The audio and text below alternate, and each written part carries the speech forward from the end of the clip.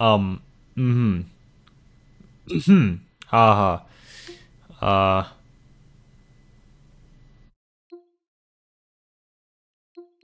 What the fuck is this game? What the fuck is this game? Why the fuck is this a thing? I don't look at the community con. What the fuck? What the fuck is this game? Hold oh am I am I am I just gonna get demonetized? Why do I hate my Steam family. Why do I fuck whoa take me back, take me back, take me back. Okay, we're just gonna play something normal.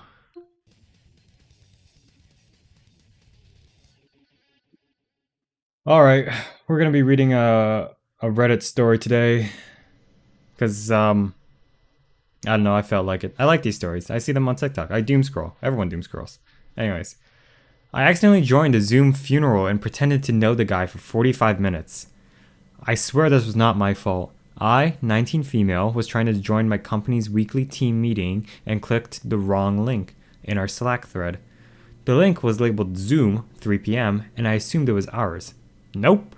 It was someone else's deeply somber, emotionally intense funeral service. I didn't realize at first. There were like 20 people on screen, most of them muted, a few crying. I figured maybe we were doing one of those check in mental health meetings or something. Corporate America is weird like that. So I just sat quietly. Then someone started reading a eulogy. That's when I knew. And by the time I figured out I was absolutely 100% in the wrong room, it was too late to leave without making it weird. I was front and center on camera, named Lit. Framed like a Wes Anderson character, no escape. So I made the only logical decision. I stayed, and I pretended.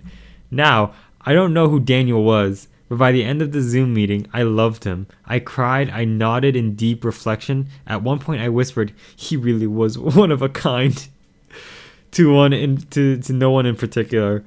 Someone messaged me in the Zoom chat saying, "You were his coworker, right?" I said, "Yes, we worked together in the early days." Early days of what? I do not know, but the lie had been spoken. A woman named Claire told a story about how Daniel once drove 4 hours to bring her medicine when she was sick. I put my hand over my heart. Another guy recited a poem. I closed my eyes like I was feeling it in my soul. The worst part? They thanked me at the end for showing up, called me Daniel's friend from work, said it meant so much that I was there. Someone asked if I'd like to say anything, and I panicked and said, he always made people feel seen. I don't know who I am anymore. Anyway, I sent flowers to his family from the early days team. Rip Daniel. I hope you were cool. I sure hope you didn't hate liars because I may have just become your fake best friend. Oh my god. Like, like, damn. Because this person's supposed to be in a weekly team meeting, and she gets into a meeting where she doesn't recognize anyone, and then, like, she sticks there until a eulogy comes up. That is wild. What? Um, yo, like honestly, if it were me, I mean, if I stayed,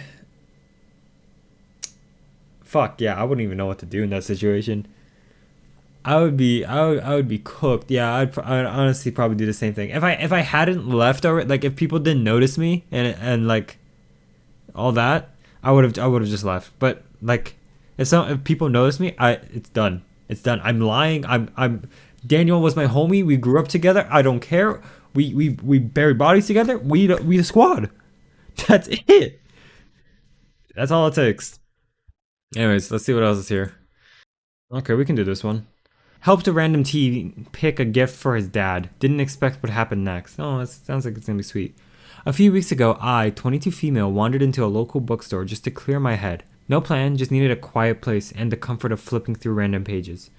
While I was browsing, I noticed a teenage kid pacing near the gifts for dad table. He looked super unsure, holding a mug that said, "World's okayest dad," like it was either the best or worst decision of his life.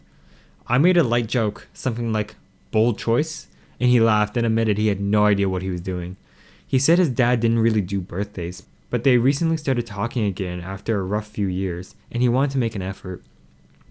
So, we spent maybe 20 minutes walking around, just chatting. He eventually picked out a leather journal and a nice pen. He writes sometimes, he said. Maybe this will feel personal without being, cheesy. I wished him luck. He thanked me, and I assumed that was that. Fast forward to his past weekend, I was in line at the little street fair when someone tapped my shoulder. It was him. He smiled and said, "You helped me find that journal." He told me that his dad actually teared up when he got it. Turns out he's been writing letters to his son in it. They've started taking walks together once a week, talking more, just trying. It's awkward but real.